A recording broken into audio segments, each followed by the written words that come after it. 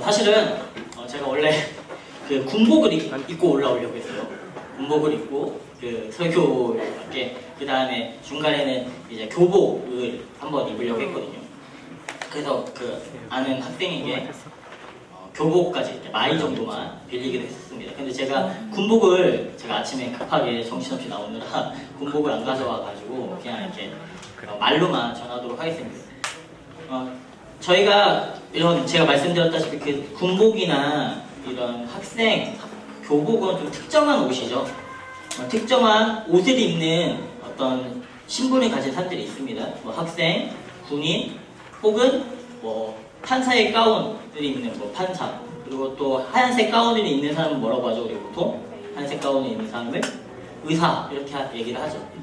특정한 옷을 입고 있는 사람들은 특정한 신분을 가지고 있어요. 그렇게 특정한 신분을 가지고 있는데 그 사람들에게는 만약 그런 옷을 입고 있지 않다면 그 신분에 좀 벗어난 거죠. 특정한 옷은 그 사람의 신분과 상태를 나타내고요. 그리고 그 사람에게 맞는 역할이 주어집니다. 의사는 뭐라 하죠? 하얀 가운을 입은 의사는 사람을 치유하고 살리죠. 판사는 법정에서 재판을 하고요, 법으로. 그리고 군인은 나라를 지키죠. 그리고 학생은 열심히 공부를 해야겠죠. 그런데 이렇게 신분에 맞지 않는 옷을 우리가 입을 수도 있거든요. 그렇게 되면은 뭔가 잘못되죠.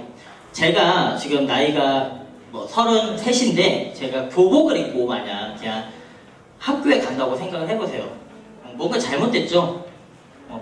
학생의 교복은 누가 입는 거죠? 여러분들 학생들이 입는 거죠. 근데 저는 그렇지 않죠. 지금 학생의 신분이 이제 지났으니까요. 보통 저 같은 사람이 이제 교복을 입고 학교에 가는 그런 날이 있죠. 뭐죠? 만우절 같은 날. 네. 그렇게 뭔가 신분에 맞지 않는 옷을 입는 것은 만우절 같은 거예요. 뭔가 잘못된 거죠. 그러니까 어이없으니까 할 수 있는 것들이죠. 그러니까 뭔가 잘못된 것들입니다. 그러니까 그 신분에 맞는 특정한 옷이 있는 거죠. 특정한 신분에 맞는 특정한 옷이요. 신앙에서도 마찬가지입니다. 신앙에서도요, 어떤 특정한 옷이 있어요. 그리스도인이 입어야 하는 옷이죠. 그리스도인이 입어야 하는 옷이 있는데, 만약 우리가 잘못 입게 된다면요, 문제가 생기고요, 잘못되게 되죠. 그냥 우리가 일상생활 가운데서 제가 그냥 학교에 가서 학생복을 입고 교복을 입고 앉아있는 그런 만우절 같은 것을 떠나서 정말 크나큰 문제가 발생합니다. 완전히 정체성이 신분이 뒤집히는 일도 발생하게 되죠. 오늘은 그렇다면 우리가 신앙인으로서 그리스도인으로서 입어야 하는 옷은 무엇인가? 그리고 그 옷을 입은 우리의 신분은 무엇인가? 그 옷을 입은 그 신분을 가진 우리 그리스도인으로서 어떤 역할, 어떤 본분을 다해야 하는가를 좀 살펴보고자 합니다. 스가랴 3장 1절부터 5절을 제가 읽어봤는데 대충 다시 한번 스토리를 설명해 드릴게요. 스가랴라는 선지자가 이제 환상을 꾸게 됩니다. 저희가 지금까지는 첫 번째 환상, 두 번째 환상, 세 번째 환상까지 봤고 이제 네 번째 환상을 꾸는 거예요. 네 번째 환상이고요. 스가랴가 이제 환상을 꾸는데 여호수아라는 그 사람이 나와요. 이 여호수아는 여러분이 너무나도 잘 알고 있는 여호수아서에 나오는 그 사람이 아니고 대제사장 여호수아입니다. 아주 시기가 멀리 꽤 지난 후에 이제 이스라엘이 포로 생활을 하고 포로 귀환 후에 이스라엘 가운데 제사장으로서 역할을 감당했던 사람이 이 여호수아예요. 이 여호수아가 이제 환상 가운데 나옵니다. 여호수아가 환상 가운데 나오고 그 옆에 그 오른쪽에 사탄이 서 있었죠. 사탄이 서 있었습니다. 마치 어떤 느낌이냐면은 이 상황이요, 법정에 있었던 상황 같은 거예요. 뭐 어떻게 보면 천상의 법정 정도. 사탄이 여호수아 옆에서 여호수아를 하나님 앞에서 고소하는 거예요. 이런 잘못이 있습니다. 이런 잘못이 있습니다. 내용은 정확히 모르겠어요. 안 나와 있으니까 추측은 할 수 있지만 스토리상으로는. 그래서 계속 책망을 합니다. 그러자 하나님께서 사탄을 다시 책망하시죠. 책망하시고 내가 불에서 꺼내 그 쓸린 나무가 아니냐 쟤네들이 여호수아가 이렇게 얘기를 하시죠. 그리고 사탄을 책망하시고 그리고 여호수아가 입고 있던 옷을 벗기시고 새로운 옷을 입히시는 이런 스토리가 담겨져 있어요.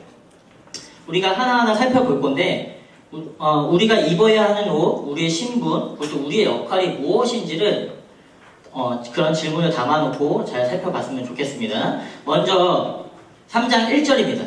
3장 1절 함께 보도록 하겠습니다. 함께 읽으실까요? 3장 1절 앞에 나와 있으니까 함께 보도록 할게요. 함께 읽겠습니다. 시작. 대제사장 여호수아는 여호와의 천사 앞에 섰고 사탄은 그의 오른쪽에 서서 그를 대적하는 것을 여호와께서 내게 보여주시느라. 여호수아는 이스라엘 포로귀환을 한 이스라엘의 대표하는 대제사장이었습니다. 대제사장은요 이스라엘을 대표하는 인물이었고요. 그리고 더 나아가서는요 지금 우리에게 주는 것은요 이러한 대표성이 우리에게 미친다는 거예요. 결국 여호수아는 이스라엘의 대표였고 하나님 백성의 대표였고 또한 우리의 대표입니다. 우리 자신인 거죠. 그러므로 지금 법정에 여호수아가 서 있다고 했었잖아요. 그럼 여호수아가 법정에 서 있다는 것은 이스라엘 백성이 법정 하나님 앞에 있는 그 법정에 서 있는 것이고 또한 우리가 그 법정에 서 있는 거죠. 사탄은 여호수아 옆에서 계속 책망을 하고 있습니다. 사탄은 단어로 설명하자면은 사탄이라는 단어는요 보시면 사탄이 대적했다라고 얘기 나오잖아요. 1절에 그 대적하다라는 단어가요 사탄이라는 그 명사와 똑같은 단어예요. 명사와 동사의 차이일 뿐. 그래서 대적하다라는 단어는 고소하다, 비난하다, 대적하다 이런 뜻이 있습니다. 그래서 사탄은요 고소하는 자라고 보시면 돼요. 항상 우리 옆에서 우리를 하나님 앞에서 고소하는 자, 끊임없이 우리를 비난하고 질책하고 우리를 대적하고 우리에 대해서 고소하는 자가 이 사탄인 거죠. 이 사탄이요 하나님 앞에서 우리를 고소합니다. 무엇을 고소할까요? 우리의 무엇을 고소하고 있는 걸까요? 죄겠죠. 어떤 죄 부분을 고소하고 있는 건데 도대체 어떤 죄가 있길래 우리를 고소하고 있는 것일까요? 사탄이 고소하고 있는 죄에 대해서 우리가 조금 생각해 봤으면 좋겠는데 우리 마음속으로 좀 생각해 봅시다. 우리가 저지르고 있는 죄가 무엇인지 사탄이 끊임없이 우리를 고소하고 있는 죄가 무엇인지 제가 하나하나 말해 볼 텐데 마음속으로 이렇게 드시면 돼요. 마음속으로. 자, 우리 사랑하는 달중등부 여러분 가운데 살인죄가 있습니까? 살인죄. 여러분 살인 하셨어요? 그런 죄가 있으십니까? 만약 있으시면 저는 개인적으로는 경찰서를 추천해드려요. 네, 저한테 오지 마세요. 무서워요. 농담이고요. 그러면 안 되겠죠. 또 어떤 죄가 있을까요? 도둑질 같은 거. 어머니 지갑에 손을 대고 친구 지갑에 손을 대는 것들. 그런 것들이 있을 수 있죠. 저도 노래방, 또 이제 PC방이라고 하죠. 가기 위해서 많이 손을 대서 혼났었던 기억이 나요. 정말 많이 혼났었는데 그건 죄를 저지르셨나요? 어떤 친구는 이렇게 얘기할지도 몰라요.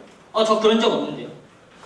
또 어떤 친구는 에이, 겨우 몇천 원인걸요. 노래방 갈 돈, PC방 한두 시간 할 돈인걸요. 그게 뭐가 죄가 되겠어요? 라고 하실지도 몰라요. 혹은 욕설은 어때요? 욕설. 누군가를 비방하는 거, 욕설하는 거. 크나큰 죄입니다. 그럼에도 불구하고 여러분 가운데 아니요 저는요 욕을 정말 싫어해요. 그래서 욕 안 하고 살아요. 이런 친구도 있을 거예요.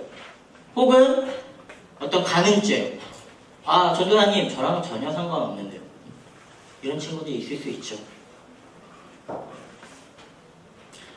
내가 너무 열심히 살았기 때문에 너무 바쁘게 살았기 때문에 전도사님 저는 그런 죄를 저지를 시간이 없어요. 그런 죄들 10계명에서 얘기하는 그런 죄들이요 몇 개는 걸릴지 모르지만 저에게 크게 와닿진 않아요. 여러분도 와닿지 않잖아요. 여러분들이 죄인이라고 할 때. 사탄이 여러분을 계속 고소함에도 불구하고 우리 가운데 어떤 찔림이나 양심이 없는 것은요, 우리가 살인, 그것도 거짓말, 어떤 도둑질, 간음, 비방, 욕설 이런 것들이요 와닿지 않기 때문이죠. 우리 가운데 분명히 있는 죄임에도 불구하고. 그렇다면 제가 조금 와닿는 것을 설명해 드릴게요. 놀라실걸요? 여러분, 게임이요. 부모님들 좋아하실 것 같아요. 게임이 죄입니다. 와우! 부모님 정말 좋아하실 것 같은데, 여러분, 게임이요. 게임하는 거예요. 죄인가요? 죄가 될 수 있습니다. 혹은 친구랑 노는 거예요. 죄가 될 수 있어요. 저는 무슨 소리예요? 어떻게 그게 죄가 돼요? 넷플릭스 보는 거예요. 죄가 될 수 있다니까요. 저도 넷플릭스 정말 좋아하는데 여러분은 정말 좋아하는 것 같아요. 죄가 될 수 있어요. 전도사님, 어떻게 그게 죄가 되나요? 어떻게 그게 사탄이 고소하는 고소거리가 되나요? 라고 얘기할 수 있죠. 누구한테 피해가 가는 게 아닌데, 어떤 도덕적인 문제가 있는 것이 아닌데요. 더 충격적인 거, 여러분 시험 기간에 열심히 공부하는 거 죄가 될 수 있어요. 죄입니다. 충격이죠. 나 열심히 공부했는데 죄예요. 부모님들 싫어하실 것 같은데 여러분 좋아하시려나? 죄가 될 수 있습니다. 사탄이 정말 좋아하는 고속거리들이에요. 그런 것들이. 왜인지 제가 설명해 드릴게요. 우리가 사탄의 시험, 사탄의 고소였던 걸 생각할 때 저는요, 두 가지 사건이 떠올랐습니다. 하나는 무엇일까요? 구약에서 욥에 대해서 생각이 났어요. 욥기에 대한 이야기인데 모르셔도 됩니다. 욥이라는 사람이 있었는데 욥이 하나님 보시기에 참 칭찬받을 만한 거예요. 온전하고 정직하고 하나님을 경외하고 그것도 악에서 떠난 사람이었던 거죠. 그래서 하나님이 보시기에 너무 칭찬할 거린 거예요. 사탄이 옵니다. 사탄이 와가지고요. 아니, 제가 이유 없이 하나님을 경외하겠어요? 아니에요. 라고 얘기하고 시험거리를 막 주죠. 재산을 뺏고 자녀를 죽이고 그것도 아내와 갈라지게 하고 수많은 시련이 옵니다. 사탄이요, 그런 사건들을 통해서요, 욥에게 시험을 주고 하는 것들은요, 어떤 고속거리를 찾기 위해서요? 욥이 살인하는 거? 욥이 도둑질하는 거? 욥이 비방하는 것들? 아니요, 사탄은요, 욥에게서 그러한 것들을 찾아내기 위해서 그런 걸 주는 게 아니에요. 무엇이죠? 하나님을 경외하는지 경외하지 않게 하는 거죠. 하나님이 없는 자라는 거를 욥이 하나님을 경외하지 않습니다. 욥에게는 하나님이 없습니다. 욥에게는 하나님과 동행하지 않습니다. 욥은요. 그런 것들을 증언하고 싶었던 거예요. 그런 것들을 고소하고 싶었던 거죠. 또 어떤 것이 생각나나요? 신약에서 시험.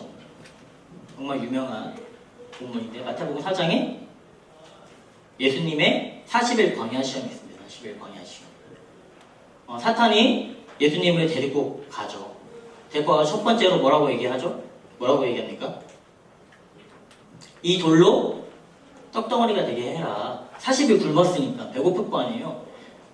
떡덩어리가 되게 하라. 그 두 번째는 성 꼭대기에 올라가서 뛰어내려 봐봐. 하나님 말리려며 그러면은 건져 올려주시겠지. 도와주시겠지. 세 번째는 내게 경배하면 지금 네가 보고 있는 세상의 모든 것을 줄게. 이렇게 얘기를 하죠. 무슨 의미예요? 야, 네가 믿고 있는 거, 네가 믿고 있는 하나님 잘 믿으면 떡이 나와? 쌀이 나오냐? 돈이 나와? 꼭대기에 올려서 떨어져 봐. 야, 하나님 믿는다. 야, 네 위기 때 기도하면, 야, 네가 시험 기간 때 기도하면은 점수 잘 주실 것 같아? 야, 너 위기에서 기도하면 도와주실 것 같아? 차라리 나를 경배해. 그럼 내가 이 세상에 있는 것들을 다 줄게. 사탄이요, 계속 고소하려는 거는요, 하나님이 없는 것을 고소하려는 거예요. 하나님이 우선시되지 않는 것을 고소하려는 거죠. 하나님과 교제하지 않는 것을 고소하려는 것입니다. 예수님의 대응 어땠어요? 예수님의 대응 어땠습니까? 사람이 떡으로만 살 것이 아니라 하나님의 말씀을 하는 것이다. 하나님을 시험하지 말아라. 오직 하나님만 경배하고 그를 섬기라. 예수님의 대답은 하나님. 사탄은 하나님이 없는 삶을 얘기하지만 예수님께서는 하나님을 얘기합니다. 우리는 어떻게 해요? 여러분, 제가 말씀드렸다시피 사탄이 그런 고소를 한다면 이곳 가운데 저를 포함해서 안 넘어질 사람이 있으십니까? 그런 고소에? 떳떳할 수 있겠어요? 그런 고소에? 드라마, 게임, 친구랑 노는 거, 일 열심히 하는 거, 그것도 시험기간 공부 열심히 하는 거 나쁜 게 아니에요.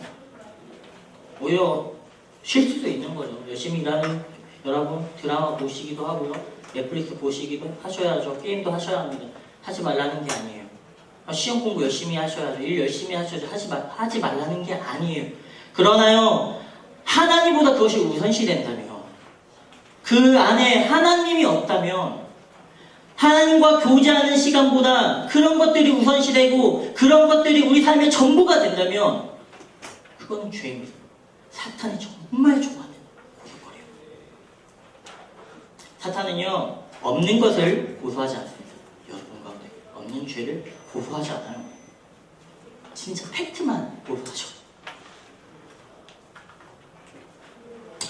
이러한 죄를 가지고 있는 우리에게 하나님께서요, 어떻게 표현하냐면은 더러운 옷을 입은 여호수아라고 표현합니다. 3절 보실게요. 3절을 함께 읽겠습니다. 3절입니다. 시작. 여호수아가 더러운 옷을 입고 전사 앞에 서 있습니다. 여호수아의 직분이 무엇인지 제가 말씀드렸는데 기억나십니까? 뭐죠? 대제사장이죠. 제사장은요, 따로 입는 옷이 있었어요. 특별한 직분이었기 때문에 어떤 특정한 옷이 있었습니다. 출애굽기 8장 2절 3절을 보면요, 띄워주실 텐데, 출애굽기 28장 2절 3절을 보면요, 읽진 않을게요. 보면서 보세요. 제사장들은요, 거룩한 옷을 입었습니다. 거룩한 옷을 그러니까 다른 옷을 입었어요. 깨끗한 옷이죠. 거룩한 옷이죠. 대조적으로 여호수아는요, 근데 이렇게 거룩한 옷을 입어야 함에도 불구하고, 자기 직분에 맞는, 자기 신분에 맞는 옷을 입어야 함에도 불구하고요, 지금 어떤 옷을 입고 있냐면 더러운 옷을 입고 있다고 얘기를 해요. 더러운 옷. 대조적으로요. 사탄은요, 그걸 가지고 고소를 하는 거죠. 제 보세요. 제 신분, 대제사장인데 더러운 옷을 입고 있습니다. 고소를 하는 거죠. 더러운 옷이란 무엇일까요? 이사야 64장 6절부터 7절입니다. 이사야 64장 6절부터 7절입니다. 함께 읽을게요. 6절부터 64장 6절부터 7절 함께 읽겠습니다. 시작. 무릇 우리는 다 부정한 자 같아서 우리의 의는 다 더러운 옷 같으며 우리는 다 잎사귀같이 우리의 죄악이 바람같이 우리를 몰아가나 주의 이름을 부르는 자가 없으며 스스로 분발하여 주를 붙잡는 자가 없사오니 이는 주께서 우리에게 얼굴을 숨기시며 우리의 죄악으로 말미암아 우리가 소멸되게 뭐라고 나오죠? 더러운 옷이 세대에 대해서 나오죠. 여호수아가 입고 있던 더러운 옷이 무엇인가요? 주의 이름을 부르지 않는 거예요. 그리고 주를 붙잡지 않는 거죠. 하나님에게는 관심이 없고요. 내가 우선시 되는 거예요. 하나님과 전혀 상관없는 삶을 사는 것. 그것이 더러운 옷입니다. 사탄이 우리를 고소하고 있는 죄들이죠. 이렇게 더러운 옷을 입고 있는 자에게 따라오는 결과가 있습니다. 방금 읽었던 본문에 나오는데요. 잎사귀 같이 시들고, 그리고 죄악이 바람같이 우리를 몰아가고, 그리고 우리 죄악으로 말미암아 우리가 소멸되게 생겼다. 우리 삶의 생명력이요 실릴 것입니다. 그 더러운 옷 때문에. 하나님이 없는 삶은요, 그런 삶은요 곧 시들기 마련이에요. 그리고 하나님이 없는 삶은요, 제가 처음에 말씀드렸던 그런 살인, 도둑질, 비방, 그 욕설, 간음, 수많은 죄악들이 여러분 따라올 거예요. 여러분을 몰아붙일 거예요. 하나님이 없다면 그런 죄들이 여러분들 쫓아가기 시작합니다. 그리고 그 끝이는요, 그 죄로 말미암은 죽음입니다. 죽음. 사탄은 질책하죠. 더러운 옷을 입었다. 하나님이 없는 삶이다.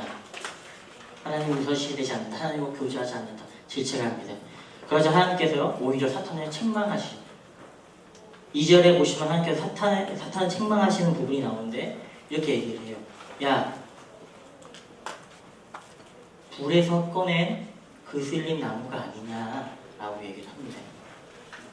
그래서 이 두 가지 의미가 있는데 여기서는요. 첫 번째로는요. 이스라엘 백성, 그러니까 포로, 바벨론이라는 그곳에서 포로 생활을 하다가 포로 귀환을 하죠. 바벨론이 불이었고요. 그리고 꺼낸받은, 그래서 이제 포로 귀환을 얘기하고요. 그슬린 나무는 이스라엘 백성의 얘기예요. 남은 자들. 두 번째 의미로는 심판입니다. 불이라는 심판, 여러분이 흔히 얘기할 수 있는 지옥이 될 수도 있겠죠.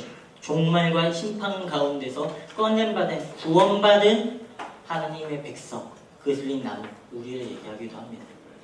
하나님께서는요, 사탄을 책망하세요. 야, 쟤네들 내가 택한 애들이야. 내가 구원한 애들이야. 심판받아야 했지만 내가 꺼낸 나의 백성들이야.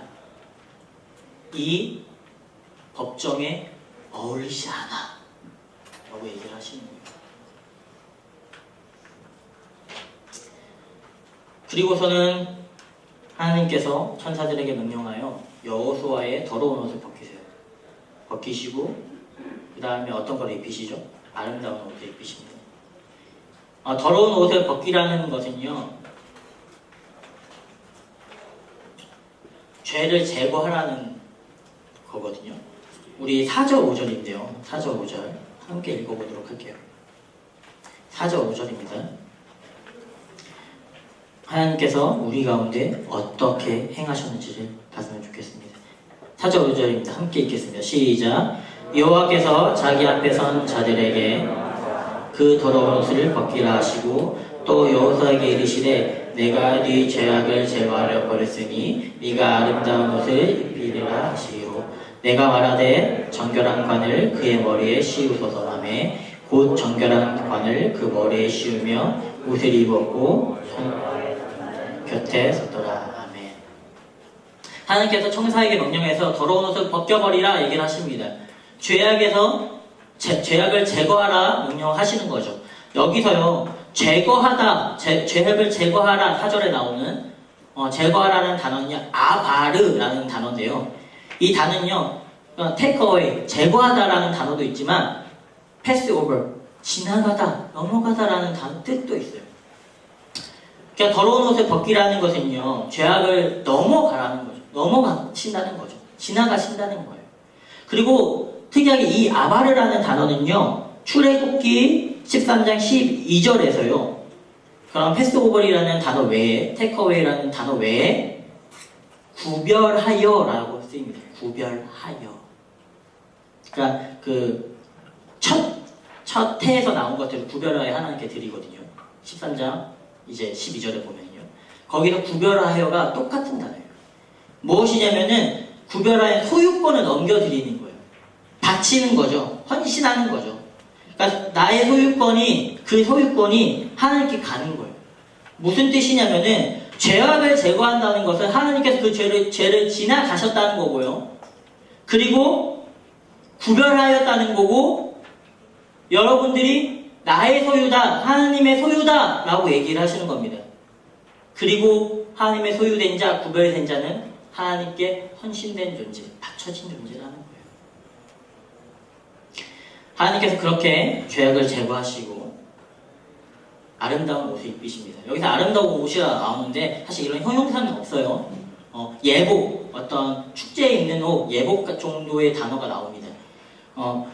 이런 예복을 입히시는데 이 예복이라는 단어는 그냥 특별한 행사에서 쓰이기도 해요. 입는 옷, 결혼식 같은 거. 그리고 특별한 신분, 제사장, 왕, 귀족, 또 신랑, 신부 이런 사람들에게 입히는 것이죠. 예복이. 그리고 스가랴의 말에 의해 하나님께서는요 여호수아에게 정결한 관도 씌우세요. 정결한 관을 씌우시거든요. 예복을 입히시고 정결한 관을 씌웠다 하면은 이 지금 입히신 옷이 무엇인지 알 수 있어요. 무엇입니까? 대제사장의 옷이죠. 특정한 신분, 특별한 정체성, 바로 제사장의 복장이었습니다. 여호수아는 대제사장이었잖아요. 하나님께 그 제사장은요, 하나님께 나아가기 위해서요, 그 깨끗한 옷을 입어야 했어요. 이 거룩한 옷을. 제사장이 입는 옷을 입어야 했거든요. 그 성소라는, 하나님이 임재하는 성소에 들어가기 위해서는 그렇게 깨끗한 그 거룩한 옷을 입고 정결 의식을 거치고 들어가야 했거든요. 이렇게 특별한 정체성을 나타내는 옷을 입히신 거예요, 하나님이. 출애굽기 2장에 봤던 그 거룩한 옷, 그리고 출애굽기 28장 36절에 나오는 그 관, 정결한 관이라고 하잖아요. 제사장이 쓰는 관에는요, 뭐라고 써 있냐면은 금패로 여호와께 성결 이렇게 되어 있어요. 여호와께 성결. 무슨 뜻이냐면은 구별되었다는 거예요. 구별되었다. 구별되었다는 거 뭐라고 제가 얘기했죠?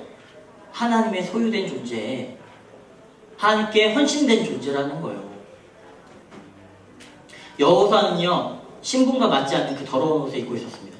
그런데 하나님께서 벗기시고 예복을 입히시죠. 제사장이 예복을 입히시고, 예복을 입히신다는 건 무엇을 뜻하냐면은 제사장 된 신분이 회복되었다는 거예요. 하나님께서 다시 여호수아를 구별되어 자신에게 헌신된 존재로 만드셨다는 겁니다. 우리도 마찬가지죠. 하나님께서 우리에게 오셔서 더러운 옷을 벗기시고 그리고 예복을 입히십니다. 그렇다는 것은요, 여호수아처럼 우리를요 구별되게 하셨다는 거고, 우리를 제사장 된 신분으로 만드셨다는 거예요. 우리의 신분이 제사장이 되었다는 거죠. 하나님께서 입히신 예복, 그리고 하나님의 소유된 자, 그것도 구별된 존재로서 이제 예복을 입히시기도 하고, 제사장 된 신분을 가지게 하는 그 예복, 어떤 의미가 있을까요? 그 예복에, 그런 예복에. 이사야 61장 10절입니다. 이사야 61장 10절에 보면요, 보시면 돼요. 읽진 않을게요. 구원의 옷, 그리고 공의의 옷에 대해서 나오고 있습니다. 하나님이 입히신 예복은요, 구원이 담겨있다는 거예요. 구원했다는 거죠. 나를 구별하고 나를 하나님의 소유가 되게 했던 그 예복, 구원의 옷, 공의의 옷, 구원에 담긴 옷입니다. 돌아온 탕자 이야기 기억나세요? 목사님도 한번 해주셨었는데, 아버지의 재산을 다 가져가가지고, 반 가져가가지고 다 써버리고 되지도 못한 삶을 살아서 아버지께 돌아오는데, 아버지가 그 소식을 듣고 달려나아가, 혹시 사람들로부터 죽지 않을까, 맞아 죽지 않을까 걱정해서 달려나아가서 아들을 안으시고 좋은 옷을 입히세요. 좋은 옷을 입히십니다. 이게 구원의 옷이죠. 신분을 회복시키는 옷이요. 나의 존귀한 정체성을 회복시키는 옷. 여호수아에게 입히신 그 옷이 그 구원의 옷입니다. 고소당하는 우리를 위해서요, 하나님께서 달려왔어요. 달려와 와가지고 다시 신분을 회복시킬 수 있는 그 예복을 우리를 이렇게 입히신 거예요. 우리를 새롭게 하는 그런 제사장 된 신분을 주는 그 예복, 그 구원의 옷은 무엇일까요? 그렇다면 정확히 갈라디아서 3장 27절에는 이렇게 나와요. 그리스도로 옷 입으라 되어 있습니다. 우리의 구별된 제사장 된 신분, 그것도 신분은요 오직 하나님의 은혜로 말미암아 그리스도로 옷 입었을 때만 가능합니다. 오직 그리스도만이 구원의 옷이 되는 거죠. 그리스도로 옷 입는 것이요 구원으로 옷을 입는 것이고요. 그것이요 옛사람, 더러운 옷을 입고 있던 옛사람은 벗어버리고 새 사람, 새로운 사람, 그 깨끗한 옷을 입는 것입니다. 의와 진리의 거룩함으로 새 사람이 되는 거죠. 제사장 된 신분은.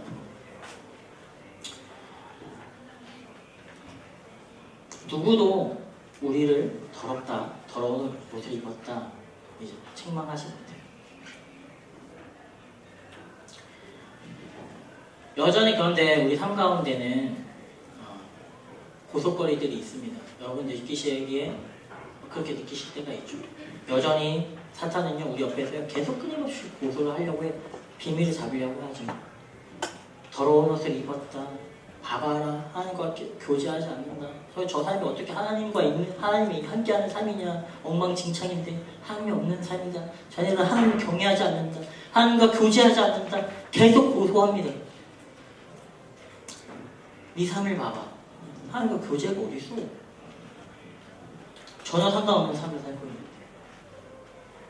하나님의 이름도 부르지 않고 하나님과 교제하지도 않는데 계속 끊임없이 고소를 하죠. 여러분 그러나 기억하십시오. 하나님께서 더러운 옷을 벗기시고 우리 가운데 그리스도로 옷 입히셨습니다. 깨끗한 예복을 입히셨어요. 그렇게 입히신 건요 우리의 어떠함이 아니에요. 여러분의 어떠함이 아니라요 온전히 하나님의 주권과 하나님의 은혜로 입히신 거예요. 사탄의 고소가요 우리에게 계속 여전히 찔림이 있는 건요 그게 팩트이기 때문이에요. 팩트이기 때문에. 그러나 하나님께서요 그 죄를 지나가셨다. 더러운 거 벗겨버리시고 그리스도 옷 입히셨다는 거예요. 그게 사실일지도 모르나 하나님의 은혜로 말미암아 누구도 여러분들 질체 고소할 수 없습니다. 구원의 옷 대신 그리스도로 옷 입는 것은 오직 하나님의 은혜입니다. 이미 여러분은요 하나님의 백성이라는 거예요. 여러분은요 이미요 제사장 된 신분을 가졌다는 것입니다. 그런데 여전히 그렇게 신분을 가졌는데 그러한 양심의 찔림들 또 사탄의 고소들이 계속 두렵고 흔들리잖아요. 그럼 걱정 마십시오. 스가랴의 전체 주제는요 뭐냐면요 여호와께 돌아오라는 거예요. 나에게 돌아와라. 회개하라는 거예요. 근데 이 회개는요 누구에게 주어졌는지 아세요? 밖에 있는 사람들? 아니요. 이 회개는요 이미 하나님의 백성이 된 그리고 하나님의 소유가 된 이미 제사장 된 신분을 회복한 우리에게 주어진 것들입니다. 그렇기 때문에 우리가 회개할 수 있는 거예요. 하나님께 언제든 돌아갈 수 있는 거예요. 그것이 제사장 된 우리에게 주어진 특권입니다. 우리 가운데 그런 삶이 없어서 힘드십니까? 우리 가운데 하나님을 멀리하고 사는 삶이 찔리십니까? 그것들이 여러분들의 발을 붙잡고 있습니까? 그렇다면 그냥 잊지 마세요. 회개하시면 됩니다. 하나님께 돌아가시면 돼요. 이미 우리는 제사장이 된 신분을 얻은 자들이니까요.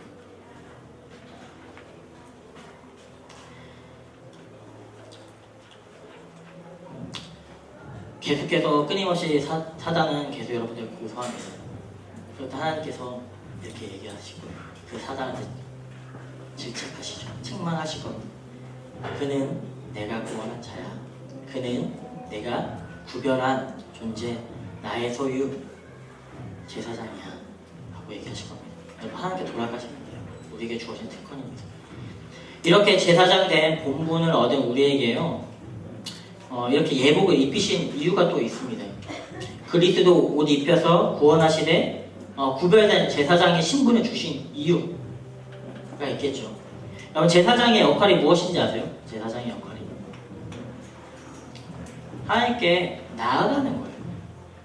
뭐 없어요? 레위인들이요, 제사장들은요 특별히 일을 안 해요. 그들의 일은요, 그들의 역할은 하나님께 나아가는 거예요. 이스라엘의 대표로서요 정결한 옷, 그 관을 쓰고요 거룩한 옷을 입고요 하나님께 나아가는 거예요. 이스라엘의 대표로서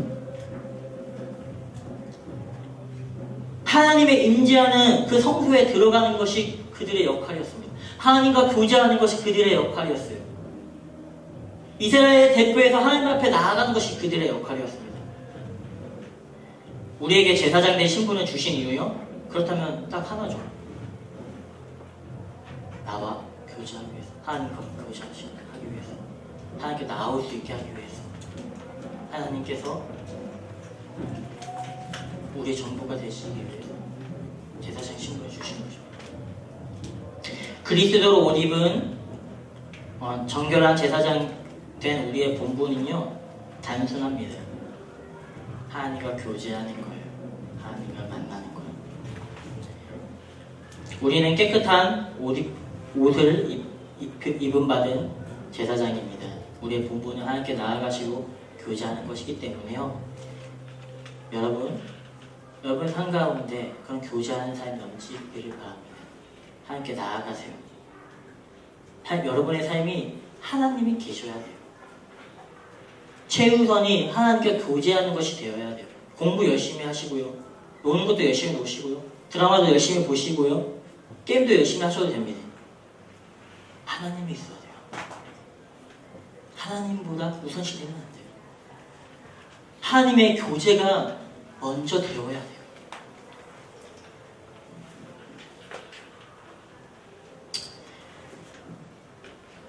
하나님, 우리의 모습이 여전히 사탄이 고소하기에 꺼려지고 그리고 죄악된 모습처럼 보이지만 하나님께서 우리에게 더러운 옷을 벗기시고 입히셨기 때문에 누구도 정죄하지 못합니다. 이제 사탄은요 여러분들을 고소하려고 할 수는 있어도요 여러분 어쩌지는 못해요. 여러분들에게 형벌도 줄 수 없고요, 여러분들에게 어떠한 벌도 줄 수 없고 죽음도 줄 수 없습니다. 여러분들의 소유는 이미 하나님께 됐기 때문이에요. 하나님께서 오히려 사탄을 책망하시죠. 하나님과 교제하지 못하고 있는 내 모습, 하나님과 우선시하지 못하고 있는 내 모습 있다면 회개하시고 하나님께 돌아가십시오. 그것이 제사장의 우리의 특권입니다. 또 제사장으로서 본분에 힘쓰십시오. 그게 제사장의 역할이에요. 뭐죠? 하나님과 만나는 것, 하나님과 교제하는 것, 하나님과 교제하는 것을 최우선으로 두고 비중을 늘리는 것, 그리고 하나님이 중심이 되는 삶을 살아가는 것. 그것이 하나님께서 예복을 입히셔서 우리를 제사장 되게 하신 이유이시고 그것이 우리의 본분입니다. 그렇게 하나님 앞으로 나아가는 제사장 된 신분으로 살아가는 우리 다윗 누구 되시기를 간절히 소망합니다. 우리 기도하겠습니다.